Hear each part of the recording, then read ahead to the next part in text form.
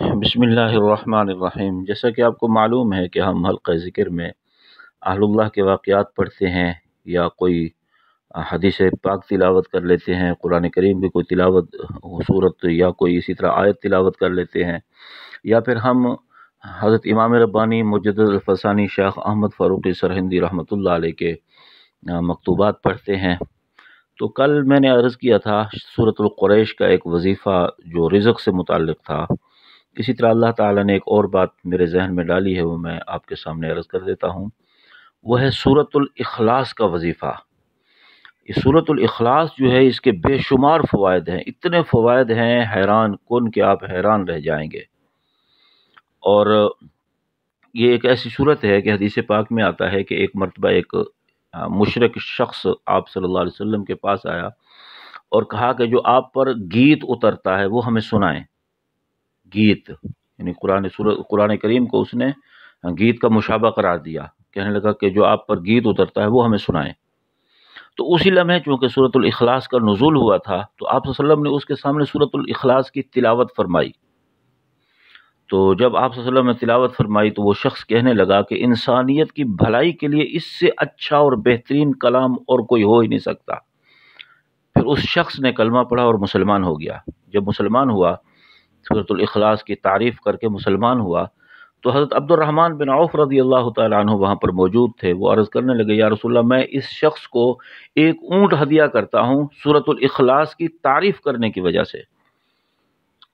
تو اسی وقت جبریل امین نازل ہوئے، تو جبریل امین نے آپ صلی اللہ علیہ وسلم سے عرض کیا، یا رسول اللہ، اللہ تعالیٰ فرماتے ہیں کہ اللہ تعالیٰ کل قیامت کے دن اس ایک اونٹ کے بدلے میں حضرت عبد الرحمن بن عوف کو 87,000 اونٹ عطا فرمائیں گے۔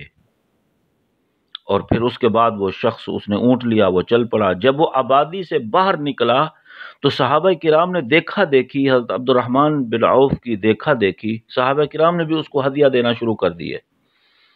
تو جب وہ آبادی سے باہر نکلا تو اس کے پاس اتنے اونٹ جمع ہو چکے تھے، کم از کم تقریباً جن کی تعداد 2,000 تھی، اس سورت کی اخلاص کی برکت کی وجہ سے۔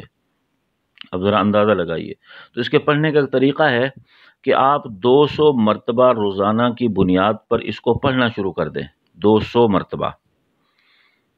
اگر آپ اکٹھی نہیں پڑھ سکتے تو ہر نماز کے بعد 40 مرتبہ آپ اس کو پڑھ لیا کریں۔ اول آخر درود شریف بھی پڑھنا ہے، 3 مرتبہ پڑھ لیں، 7 مرتبہ، 5 مرتبہ، 9 مرتبہ، 11 مرتبہ، جتنا آپ کو توفیق ہو اتنا پڑھ لیں، اور اس کے بعد اس کو پڑھنا شروع کر دیں۔ اور اللہ کی شان یہ ہے کہ میں نے اس سورۃ الاخلاص کا وظیفہ جس کسی کو بھی بتایا، جس مقصد کے لیے بتایا ہے، وہ الحمدللہ پورا ہوا ہے۔ یعنی رشتے ناتوں کی وجہ سے اگر کوئی میرے پاس آیا، میں نے اس کو بتایا کہ اس کو 200 مرتبہ پڑھو، تو چند دنوں کے اندر الحمدللہ ان کا رشتہ طے ہو گیا۔ اللہ کا شکر ہے۔ اور میں نے اگر رزق کے لیے کسی کو بتایا تو اس نے پڑھا تو الحمدللہ اللہ تعالیٰ نے ان کے اوپر رزق کے آسمان سے دروازے کھول دیے۔ اور اسی طرح اگر کوئی مقدموں میں پھنسا ہوا تھا، ناجائز مقدموں میں، تو میں نے اس کو بتایا تو اللہ تعالیٰ نے ان کو رہائی عطا فرما دی، مقدمے ختم فرما دیے۔